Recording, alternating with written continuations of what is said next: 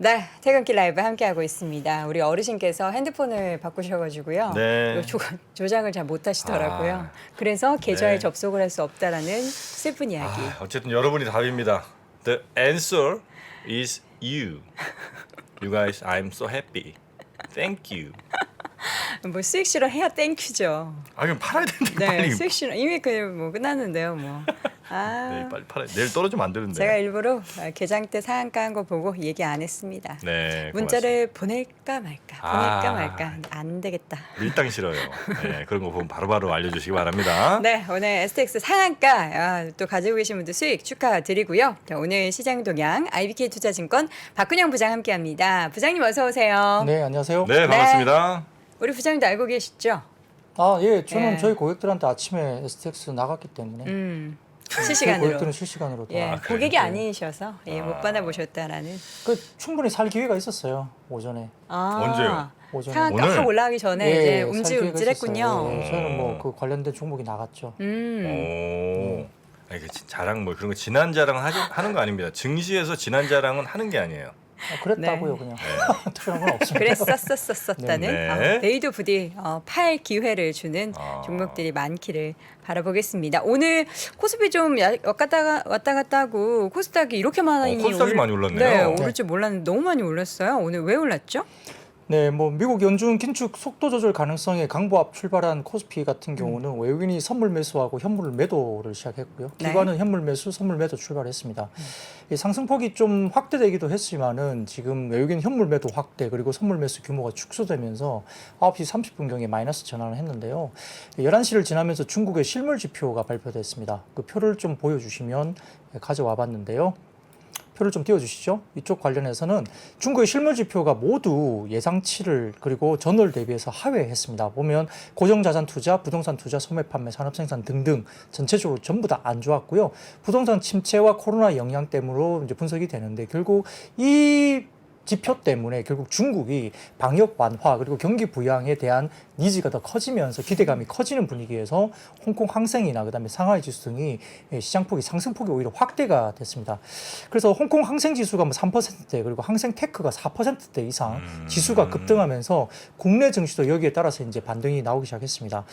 홍콩 증시 눌려왔던 네 가지 악재들이 뭐 제로 코로나, 부동산 규제, 미중 충돌에 따른 지정학적 리스크, 그다음에 미국의 긴축 이게 한꺼번에 변곡점을 맞이했다고 평가가 됐고요. 여기에 따라서 전일 미중 관계가 충돌보다는 완화적인 모습을 좀 보였다. 정상회담에서 좀 분위기가 그래도 아주 극단적으로 안 좋지는 않았거든요. 이 부분 때문에 아마 지금 12월 달에 PCAOB 이게 이제 The US Public Company Accounting Oversight Board 이게 되게 길어요. 여기가 회계 감사를 이제 중국 관련된 법이나 이런 것도 회계 감사를 하게 됩니다. 이 부분이 12월에 예상보다 좋은 결과가 발표될 수 있는 분위기가 되지 않을까 이렇게 시장은 기대를 하는 것 같아요. 여기에 따라서 이제 미국 시장이나 뭐 국내 시장, 중국 시장도 긍정적인 분위기를 받은 것 같습니다. 네. 더군다나 이제 11시쯤에 지나면서 속보가 하나 전달이 됐는데요. 그 시진핑 주석이 중국 입장에서는 우크라이나 휴전을 지지한다. 그래서 평화회담을 촉구한다는 공식적인 그 속보가 발표가 됐습니다. 그러니까 이제 중국이 이렇게 관련된 평화협정과 관련된 공식 입장을 낸 게 아마 최초가 아닐까요? 뭐 그래서 이제 공식적으로 그렇게 이야기가 됐고요. 네. 여기에 따라서 시장도 조금은 반응을 하면서 낙폭도 축소가 됐습니다. 다만 이제 외국인 수급이 이제 코스피 시총 상위주에서 계속적으로 집중되다가 일부 중소형 소외주로 외국인 수급이 이제 이동이 되면서 코스닥 강세를 이끌었고요. 특히 이제 대형 반도체 순매도 전환한 가운데 코스닥 쪽에서는 반도체 관련 뭐 소부장이라든지 통신 쪽, 아까 말씀드렸던 5G라든지 IT 등의 부품, 기술주 강세를 이끌었고요. 중국 시장 강세 속에서 국내 선물 지수도 반등이 이루어지면서 12시 40분을 지나면서 코스피가 다시 플러스 전환을 했습니다. 2470포인트 선에서 계속 이제 등락만 반복을 그 뒤로는 이루어졌는데요. 최근에 급등 부담도 있었고요. 승고르기 국면 때문에 2차전지 중심으로 셀 업체 관련해서 이제 단기 차익 실현 압박도 소재도 마찬가지로 2차전지 쪽이 좀 나왔습니다. 다만 이제 삼성전자나 하이닉스가 강보합을 이루어지면서 그나마 이제 증시 하단을 좀 지지하는 모습이었는데요. 근데 2시 50분경에 또 뉴스가 하나 나왔어요. 급하게 G20이 공동 성명 초안에 통화 긴축 속도를 적절히 조정한다는 내용의 공동 성명 초안을 이제 발표를 했습니다. 거기에 따라서 이제 전체적으로 이게 뭐냐면은 뭐 긴급한 어떤 금리 인상 속도가 이제 제어될 수 있다는 이야기잖아요. 그러다 보니까 이것도 속보가 전해지면서 코스피가 다시 플러스권이 유지가 됐고 원달러 환율은 장중에 한 1320원대 초반 정도에서 움직이다가 이때 환율이 1116원까지 급하게 떨어지기 시작했습니다. 1316원. 네, 그렇습니다. 네. 그러니까 이 부분도 시장에 긍정적으로 작용한 거죠. 네. 다만 이제 업종별로 본다면 지금 최근에 뭐 일동제약을 포함한 뭐 코로나19 관련된 섹터가 오늘 강하면서 의약품이 강세를 보였고요. 제지 관련주도 강세 기록하면서 종이 목재도 상승했고 실적 서프라이즈를 기록했던 페노션이나 대한해운, HMM 등의 여타 해운주들 동반 강세 보이면서 운수 창구도 강세를 보였고 시총 상위단에서는 네이버, NC소프트가 상승하면서 서비스업 강세, 그리고 반면에 음식료품이 가장 부진했고요. 실적 예상치를 하회했던 CJ 제일주당이 5%대 급락해서 영향을 미쳤습니다. 완성차 부품부주 전반적으로도 부진하면서 운송 장비도 좀 약세였고 코스닥 같은 경우는 업종별로 반도체 관련 부품이라든지 디지털 컨텐츠, 제약 등이 강세 보였고 시총 상위단, 코스닥 내 시총 상위단에서는 펄어비스, 카카오게임즈, 위메이드 등 게임주 강세도 좀 뚜렷하게 나타났습니다. 첫 번째로는 자세하게 어제도 이제 코로나19 확산 관련해서 종목도 올랐다고 말씀해 주셨는데 오늘은 뭐 치료제 얘기가 좀 더해지고 있나요? 네, 결국 이제 어제도 제가 방송 중에 코로나 관련된 확산세 때문에 관련주가 올랐다 했는데 오늘은 좀 구체적으로 이제 이야기 나왔는데요. 지금 코로나19 관련된 그 예방 접종이 진행 중이지만 접종률 자체는 이제 추가 접종이 좀 저조하다는 이야기가 좀 나오고 있는데 이게 전날 0시 기준 전 인구 대비 3.5% 그리고 60세 이상 고령층 대비 10.3%가 동종기 접종을 마친 상황이라고 보입니다. 그러니까 추가 접종에 한해서 이야기가 되는 거겠죠. 코로나19 백신 무료 접종이 이제 국가 사업이 21년 2월 접종 이후에 무기한으로 시행됐는데요. 7차 유행을 대비하기 위한 시간이 지금 다가오면서 다소 이제 겨울철로 접어들면서 최근에 이제 유행이 좀 오고 있는 분위기입니다. 12월 정점을 찍을 것이다 말들이 있기 때문에 최근에 좀 가파르게 또 올라오는 확진자 수 때문에 좀 약간 긴장을 하게 되는데 아마 금일 0시 기준 코로나 신규 확진자가 72,883명, 전주 동일 62,273명 대비 1,610명이 늘었으니까 좀 가파르게 사실 좀 올라오는 네. 7만 명대이고요. 이거는 두 달 만에 처음으로 7만 명대 올라오니까 다시 또 이제 약간 긴장감이 좀 올라가는 그렇겠네요. 모습이고요. 네. 네, 그리고 중국도 지금 신규 확진자 수가 지난 10일부터 10,000명 넘어서면서 하루 이틀 전에 16,000명까지 또 올라오고 있는 모습이에요. 그래서 여기도 속도가 좀 빠릅니다. 절대 수치로 뭐 16,000명이라 그러면 좀 작은 수치이기도 하지만 중국 입장에서는 뭐 최근 들어서는 16,000명이면 좀 긴장할 가능성이 높은 상황이고요. 올해 4월 이래 이제 최고치가 경성되고 있죠. 그래서 내몽고라든지 하남성, 광동성에서 확진자 수가 1,000명 이상 급증하고 있기 때문에 그러한데 근데 실제적으로 최근에 보면은 약간 방역을 또 완화하는 쪽으로 가고 있고요. 또 독일에 관련된 그 코로나 관련된 백신을 일단 갖고 와서 외국인 기준으로서는 긴급 승인을 할 수도 있고 그래서 외국인 기준으로서는 이제 중국 자체 백신 말고 이제 수입 백신을 맞을 수 있는 게 지금 가능하다 이야기가 나오는 상황이니까 중국 내 거주하는 외국인에 한해서는 뭐 파이자 백신 이런 거 이제 맞게 해주고, 네네 맞습니다. 그다음에 이제 다음 단계로 아마 가지 않겠냐는 기대가 좀 이제 있는 거죠. 네네 그래서 네. 급하게는 올라오고 있지만 아직까지는 중국이 좀 완화 쪽으로 계속 방향을 잡고 있는 터기 때문에 이게 뭐 코로나 관련주가 올라가는 것은 좀 제한적이지 않을까 생각은 드는데 아무튼 뭐 오늘 일동제약도 뭐 급등세를 보였고요. 뭐 신풍제약, 진매트릭스, SK바이오사이언스 이런 종목들도 사실은 종목이 강세를 보였습니다. 네. 자, 이어서는 엔터 업종도 좋았습니다. 네, 최근에 이제 좀 뜸했던 엔터 업종이 다시 오르기 시작했는데요. 지금 차트를 한번 보여주시죠. 지금 분기별 서클 차트 탑100 출하량 추인데요. 이게 서클 차트가 뭐예요? 이 차트를 이게 우리가 내는 그 순위 있잖아요. 뭐 인기 순위나 뭐 출하 순위 이런 것들 내는 쪽에 있는 이름인데요. 가온 차트 뭐 이런 것처럼. 서클 차트 예, 서클 그쪽입니다. 차트가 예. 있군요. 있는데 탑100에 관련된 출하량 추인데요. 보시면은 쭉 보시면 이 분기단으로 나와 있거든요. 계속 우상향이 나옵니다. 그러니까 CD 같은 경우도 마찬가지고 이런 것들이 신작이나 구작 같은 경우도 마찬가지로 신보, 구보 계속적으로 합쳐서 굉장히 좀 출하량이 계속 올라가고 있는 부분이고 10월 한 달로 보게 되면 꽤 많이 올라와 있잖아요. 이게 분기 단위이기 때문에 10월달 지표도 꽤 3분기 대비해서 한 3분의 1 이상 올라와 있거든요. 그래서 전체적으로 흐름 자체가 출하량 자체가 이제 음반 판매나 이런 것들 상당히 견조하게 나타나는 상황이고요. 그다음에 지금 다올투자증권 같은 경우도 지금 보고서를 통해서 이제 각 엔터사들의 특징을 집어줬는데 SM은 체질 개선이라는 과제를 안정적으로 이제 실적 개선을 통해서 입증하고 있고 특히 이제 SM은 이제 그 기획사 관련된 라이크 기획 관련된 계약도 해지하면서 약간 불확실성이 완화되고 있는 모습이고 JYP 엔터는 상당히 성장성에 대한 우려를 아티스트들이 굉장히 활동으로 매번 보여주고 있어서 굉장히 이거를 불식시킬 만큼 제일 잘하고 있다라고 평가가 됩니다. YG엔터 같은 경우는 밸류에이션 매력이 여전한데 사실은 라인업이 좀 단일화되어 있는 모습이 좀 보입니다. 예전에는 빅뱅, 지금은 블랙핑크에 좀 의존도가 높기 때문에 이 부분이 조금은 벗어날 부분이 있지만 그래도 여전히 견조하다 보이는 상황이고요. 여기에 따라서 다올투자증권에서는 밸류에이션 매력들이 두드러지는 SM을 최소 선호주로 이야기를 했고요. JYP 엔터를 차선호주로 제시했습니다. 이 YG엔터 같은 경우는 뭐 양현석 전 YG엔터먼트 대표 징역 구형 때문에 뭐 전일 하락분이 좀 거셌죠. 근데 일부 오늘은 회복을 했습니다. 근데 아직까지 이에 대한 노이즈가 있기 때문에 상대적으로 조금은 이 노이즈 국면에서 아직 벗어나지 못한 모습입니다. 네. 자, 이어서는 XR 관련주, XR 뭐 기기 관련해서 또 내용들이 추가적으로 나온 게 있나요? 네, 지금 이제 XR 시장 관련된 부분이 이제 개화되고 이제 우리가 XR이면 이제 AR, VR을 넘어서 이제 혼합 현실 뭐 이런 건 거죠? 네, 맞습니다. 네. XR은 가상현실 VR과 증강현실 AR, 혼합현실 MR 이 기능을 모두 합친 걸 XR이라고 합니다. 네. 어떻게 보이는 거예요? 네? 어떻게 보이는 거예요? 사실 뭐 큰 건 없지 뭐. 그냥 이제 그냥 입체적으로? 아니 그냥 이렇게 보이는 거죠. 그러니까 네. 그 보는 그 글래스 통해서 이제 AR도 되고 뭐 XR도 되고 뭐 VR도 되고 뭐 이렇게 이제 된다는 거겠죠. 뭐. 네. 근데 이게 생각보다 우리가 이 시장을 무시하기 어려운 정도 수준까지 올라와 있다는 네. 분석이 되고 있는 상황인데요. 이제 스마트폰 시장이 결국은 내년 출하량이 좀 오히려 기대보다 줄 걸로 보여서요. 연간 출하량이 12억대로 올해 대비해서 오히려 스마트폰은 4.4% 줄어들 걸로 시장은 봅니다.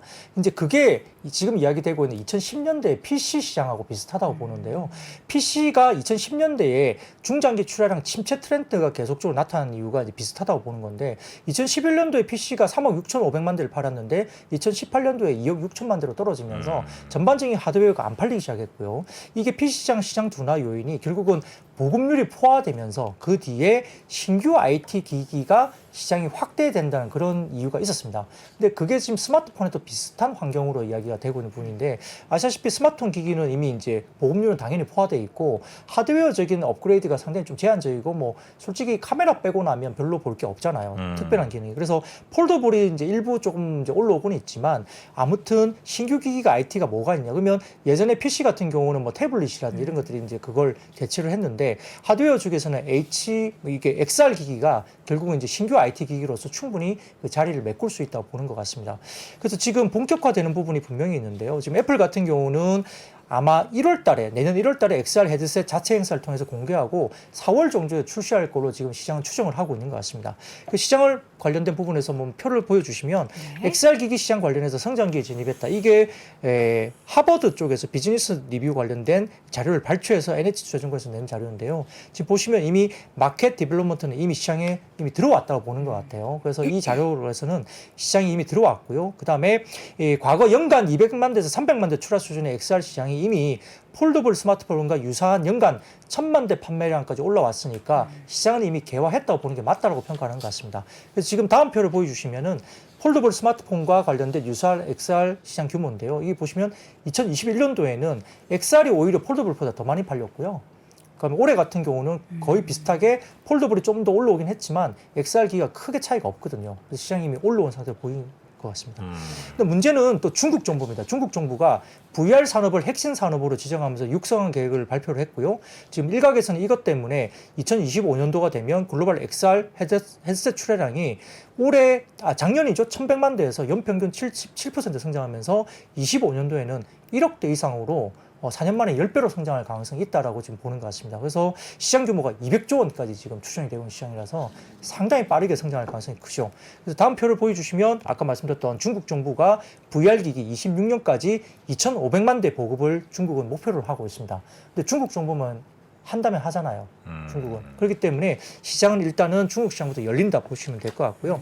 그래서 메타가 일단 시장 초기 점유율이 주도를 하고 있는데 올해 기준 시장 점유율이 70% 정도 됩니다. 다음 표를 보여주시면 뭐 도표로 보입니다. 현재 메타가 오큘러스가 한 70% 정도 띄워져 있고요. 그 다음에 뭐 소니도 있고 쭉쭉쭉 있는데요. 지금 이렇게 가고 있는 부분이지만 지금 그 다음 부분을 보시면 메타가 향후의 경쟁력 약화라든지 경쟁 심화 때문에 부진한 출하량이 시장이 될 거로 봅니다. 지금 21년도에 약 한 840만 대 정도 팔았는데 22년도에는 760만 대 정도로 추정이 되고 있고요. 출하 관련된 부분들이 그렇게 성장이 세게 안 나오죠. 그게 왜냐하면 시장이 커지면서 지금 애플, 소니, 그다음에 뭐 PIC 이런 회사들이 쭉쭉쭉 나오거든요. 그러니까 피코 같은 경우도 나오기 때문에 여러 가지 회사들이 굉장히 좀 경쟁이 심해진다 이렇게 보면 될 것 같습니다. 그래서 과거에 이런 사례가 뭐냐면 스마트폰 같은 경우도 개화 시점에 블랙베리가 스마트폰을 개화시켰어요. 근데 블랙베리가 지금 사라져 있잖아요. 거의 뭐 시장에 뭐 이야기가 블랙베리 이야기는 안 나오잖아요. 그래서 그게 애플이 새로운 기기가 들어오면서 이제 시장이 선점이 뺏기는 그런 경우인데 지금 메타가 시장을 선점을 하고 있지만 점점점 내려오고 있는 구간이고 지금 아까 70% 이야기를 했지만 실질적으로 80% 넘게 사실은 점유율을 하고 있었는데 네. 시장이 커지면서 점유율이 점점 빠지고 있죠. 뭐 당연히 뭐 테슬라 같은 경우도 점유율을 하다가 계속 점유율이 빠지는 것처럼 시장이 성장하면서 이제 경쟁자가 많이 들어오면서 그렇게 될 가능성이 높습니다. 그래서 애플 쪽에 관련된 쪽이 그게 결국은 애플 리얼리티라는 이름으로 나오는 것들이 실질적으로 좀 굉장히 좀 MS를 먹어 들어가면서 시장을 선점하지 않겠나 이렇게 분석을 하는 거고요. 네. 여기에 따라서 관련주로서는 뭐가 있느냐 보면은 이제 디스플레이는 올레도스라는 게 디스플레이가 아마 될 거라 이야기가 됩니다. 이게 뭐 지금 자리에서 제가 설명드리기 어렵고요. 이게 OLED on 실리콘이거든요. 그러니까 약간 기술적인 변화가 올레도스라는 게 있는데 이게 핵심 공급 부품을 할 수 있는 장비 납품한 이력이 있는 업체. 뭐 관련 업체로는 지금 RGB 형태, 이 RGB는 레드, 그린, 블루 이 세 가지 형태의 올레도스용 FMMM 관련된 개발 중인 APS 홀딩스라든지 봉지 관련 공정 소재 납품 가능성이 있는 이녹스 첨단 소재, 그다음에 올레도스용 증착기를 납품한 이력이 있는 소닉 시스템 이런 종목들이 거론이 되고 있고요. 센싱 부품에서는 다양한 XR 관련된 업체들에서 3D 센싱이나 카메라 모듈 납품하고 있는 LG이노텍, 삼성전기, 그다음에 카메라 모듈용 FPCB를 납품하고 있는 우리가 잘 알고 있는 뉴프렉스는 이미 이제 굉장히 많은 부분들이 이렇게 납품을 하고 있습니다. 그리고 네. 3D 센싱 카메라 모듈 검사 장비를 납품하는 하이비전 시스템이나 그다음에 삼성전자나 중화권 업체가 또 이런 XR 기기를 하게 된다면 3D 센싱 모듈 납품이 가능한 나무가 이런 종목들이 편성되고 있기 때문에 관련 업체들은 일단 NH투자증권에 이렇게 이 관련 종목으로 쭉 이렇게 그 뭐라 그럴까요 분류를 해놨기 때문에 네. 한번 그 참고를 하실 필요가 있겠습니다. 네. XR 기기 혹시 사용해봤어요? 그러니까 뭐 XR이든 AR이든 VR이든 이렇게 그냥 헤드마운트. 지나가다가 네. 체험 한번 해보라 아, 그래가지고 체험. 뭐 총싸움 하는 거 아니면 뭐 이렇게 자동차 혹은 놀이동산 가면 이렇게 끼고 뭐 하는 거 있잖아요. 롤러코스터 이렇게 타는 것처럼. 네. 근데 저는 개인적으로 멀미를 워낙에 잘 느껴서 약간 토할 것 같더라고요. 아, 그래요? 그리고 약간 이렇게 압박하는 게 이렇게 편하지 아, 않아서 그러니까. 이게 우리가 그냥 지금 정프로님 쓰신 것처럼 가볍게 이렇게 안경으로 쓰는 정도가 아니고 좀 무겁잖아요 헤드셋 네네네네. 자체가. 예, 현재까지는 그런데요. 애플의 기기는 상당히 유선형으로 상당히 얇게 가볍게? 예, 가볍게 나온 것 같고 삼성도 글라스 형식으로 지금 이게 만들고 있는 걸로 네. 보여서 아마 그렇게 되면 조금 달라질 것 같습니다. 그렇게 나와서 이제 정프로님이 쓰시고 이제 컴퓨터를 보시는 게 아니라 이렇게 자료를 뭔가 이렇게 보시면은 느낌이 좀 다를 것 같긴 해요. 아, 저는 이렇게 크게 기대 안 하십니까? 기대하지 않는다. 이 눈 바로 앞에 그 디스플레이를 놓는다는 것 자체가 시력이 굉장히 안 좋을 것 같아요. 굉장히 사람 피로하게 만들거든요. 그래서 한 2분 내지 좀 맥스에서 한 5분 이상 쓰면 그렇죠. 피로감을 아이, 느끼죠. 그래서 웬만한 사람들은 쉽지 않을 거다. 근데 기술력으로 뭔가 그거를 달리하지 않을까요? 그래서 우리가 이제 3D 안경을 끼고 이제 극장을 갔을 때뭐 너무 2시간, 3시간 뭐 아바타 이거 한번 네. 보면 뭐 3시간 뭐 어쨌든 근데 시장은 적응을 했어요. 처음에 뭐 멀미 난다는 사람들도 처음에 3D 안경 끼고 극장에서 볼 때 되게 그런 반응도 있었지만은 시장은 어쨌든 개화하면서 폭발적인 성장을 한번 한 적이 있거든요. 그래서 아마 뭐 개인적으로 차별적인 부분은 분명히 있겠지만 스포츠라든지 그다음에 우리가 이제 콘서트 같은 경우도 많이 활용이 될 것 같아요, 실제. 그래서 뭐 시장은 분명히 열리고 있다는 것은 분명한 방향성은 맞는 것 같습니다. 네. 자, 이어서는 오늘 반도체 중소형주 주가가 또 퍼포먼스가 좀 좋았던 것 같아요. 그랬어요? 네, 뭐 사실 오늘 특별한 이슈는 다른 건 없었고요. 뭐 두 가지 정도로 이제 추정이 되는데 DB금융투자에서 보고서를 내면서 사실 디램 가격 급락 구간에도 1분기까지 충분히 낮아지면서 재고가 어느 정도 소진이 되면서 탑재율을 증가시키면서 내년에 하반기부터는 뭐 디램 가격이 반등할 거다. 뭐 이런 리포트가 하나 나오긴 했습니다. 표를 좀 더 띄워주시면 분기별 그 디램 가격 추이 전망을 나타낸 DB 세계금융투자의 오늘 리포트 뭐 발췌 자료인데요. 보시면 어쨌든 내년 하반기부터는 디램이 좋아진다는 거예요. 근데 그것도 신한금융에서 지난번에 2분기부터 좋아진다. 그러니까 그게 막 아주 얕은 경기 침체로 지나면서 2분기 내지는 3분기 정도부터는 이제 업황이 좋아진다는 가정을 하고 이렇게 리포트를 쓰는 것 같습니다. 근데 그것도 그거지만 실질적으로 오늘 조금 촉매가 된 것은 한 가지가 더 있었는데 이게 뭐냐면은 피터 베닝크 ASML 최고 경영자가 16일 경기도 화성시에서 열릴 ASML 뉴 캠퍼스 기공식에 참석하기 위해서 한국을 방문했는데요. 여기에 코멘트가 있었어요. 결국은 그 기자 간담회를 통해서 한국의 반도체 산업에서 ASML이 한국에서 장비와 기술 서비스를 제공하는데 그치지 않고 장기적으로 고객사와 협력하면서 10년간 성장할 반도체 산업에 기여하겠다 이렇게 나온 겁니다. 그 ASML이 결국은 한국 내에 R&D 센터를 비롯해서 제조 시설까지 한국에 만들 수 있다 이렇게 이야기가 나오는 거예요. 근데 이게 조금 제가 보기에는 오늘 소부장 쪽에 좀 어떤 주가 부분에 촉매가 되지 않을까 그렇게 생각이 듭니다. 네. 그리고 우리 부장님의 전문 분야 한번 또 가보겠습니다. 네, 전문을 하기는 조금 부끄러운데요. 거의 전문 분야. 거의 전문 분야. 네. 그냥 체험을 하는 거죠. 네. 체험 분야. 네, 체험 분야입니다. 네. 근데 다울투자증권에서 오늘 보고서를 냈는데요. 자, 첫 번째 그 표를 하나 보여주시죠. 미용기기 분기별 수출 데이터입니다.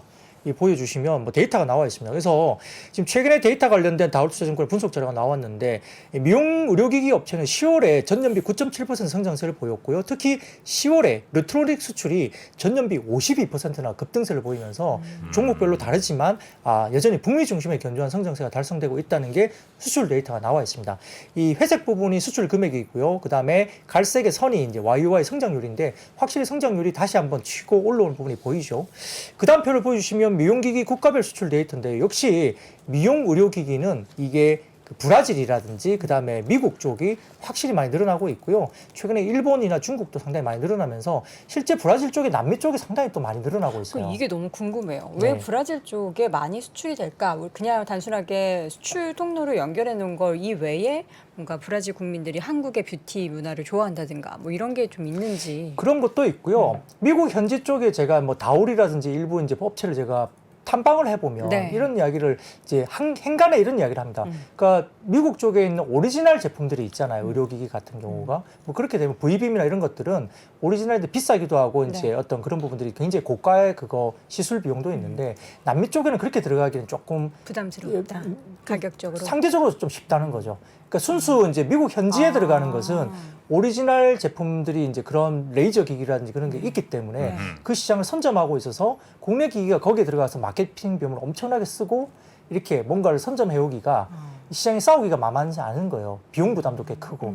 그러니까 이제 남미 쪽은 그런 것들이 이제 할만하다. 예, 미국 현지보다는 조금 비슷한 지역이지만 남미 쪽은 그런 부분들이 조금 열려 있는 시장이기 때문에 공략하기가 좀 상대적으로 조금 상대적으로 쉽다는 견해가 있었어요. 그래서 남미 쪽의 수출 비용들이 좀 크고요.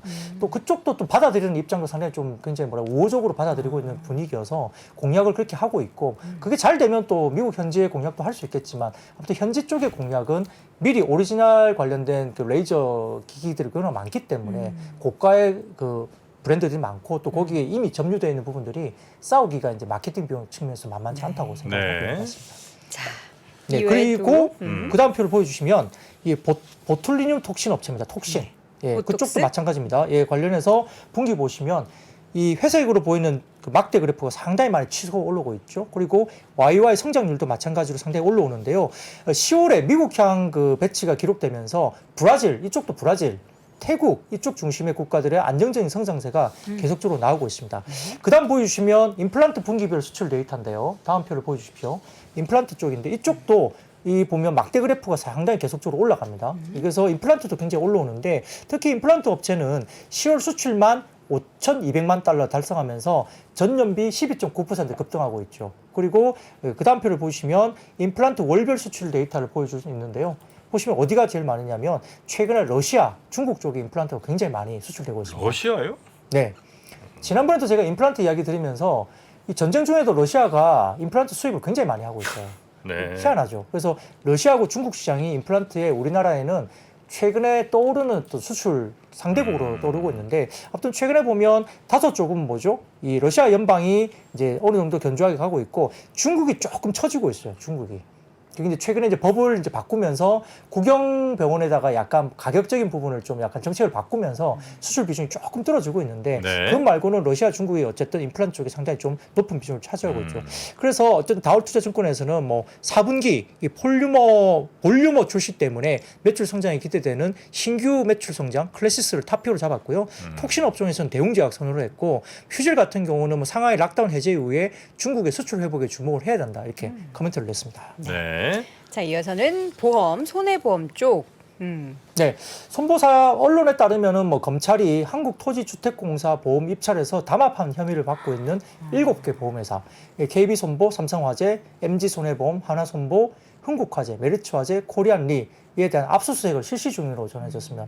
악재이죠. 그렇기 때문에 공정거래위원회가 올해 4월 손보사 7곳과 보험대리점, 공기업, 인스컨설팅에 시정명령과 과징금 17억 6,400만 원 부과했고요. 담합을 주도한 KB손보의 실무자 2명 그리고 인스컨설팅의 뭐 대표이사를 검찰에 고발한 것으로 보이면서 전체적으로 이 연장선에서 오늘 이야기가 나왔기 때문에 악재로 작용되면서 일부 손보주들이 하락세를 보였습니다. 네. 네. 철도주들은 인도네시아 쪽의 철도 모멘텀이군요. 네, 뭐 결국 이거는 이제 언론에 대한 뉴스 플레이로 네. 보시면 될 것 같고요.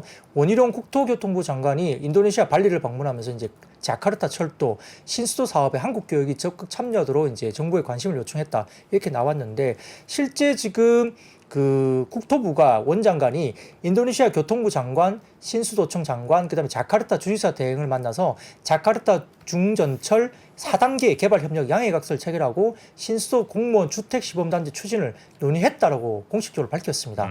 그래서 이게 뭐 MOU가 됐기 때문에 뭐 이게 올해 6월달에 이미 어느 정도 논의를 했던 내용이라고 밝혔고요. 여기에 따라서 MOU가 됐으니까 그만 최근에 국토부가 주로 이제 일본이 참여해온 MRT 사업에 국내 기업 참여가 가능성을 높여줬다는 점에서 의의가 있다 이렇게 발표를 해서 가시적으로 이제 일단 좀 진행되는 부분이 있기 때문에 관련된 뭐 대우AL이나 대하TI, 그다음 부산산업 푸른기술, 철도 관련된 종목들이 상승세를 보였습니다. 네. 마지막으로는 UAM 드론 관련한 이슈는 뭐가 있었을까요? 네. 일단 마찬가지입니다. 현대차 그룹이 전날 B20 서밋 인도네시아 2022 기간 중에 인도네시아 신수도청과 MOU를 체결하고 뭐 인도네시아의 드론 택시나 무인 항공기 등의 AAM 이게 이제 미래 항공 모빌리티라고 불립니다. 생태계를 구축하기 위해서 상호 협력하기로 했다고 밝혔습니다. 이게 AAM은 이제 도심 항공 모빌리티 UAM을 도시 간 그리고 지역 간 이동으로 공간적 개념을 확장한 개념으로 볼 수 있습니다. 그래서 이제 이번 MOU가 인도네시아 관련된 추진 중인 수도 이전과 발맞추어서 신수도의 스마트 모빌리티 시스템 실현을 위한 AAM 선제 도입을 목표로 이루어졌다 이렇게 밝혔고요. 여기에 따라서 뭐 현대차 그룹이 관련된 적용 계획을 공식적으로 적용 수립하고 지상 항공 통합 모빌리티 개념을 검증하면서 시험 비행을 하는 등 뭐 이 생태계를 운영하는 실증 사업을 펼칠 것을 공식 발표를 했기 때문에 이와 관련된 것도 결국 모빌리티 관련된 쪽에서 UAM 관련된 종목들이 많이 오늘 두드러지게 좋았습니다. 네.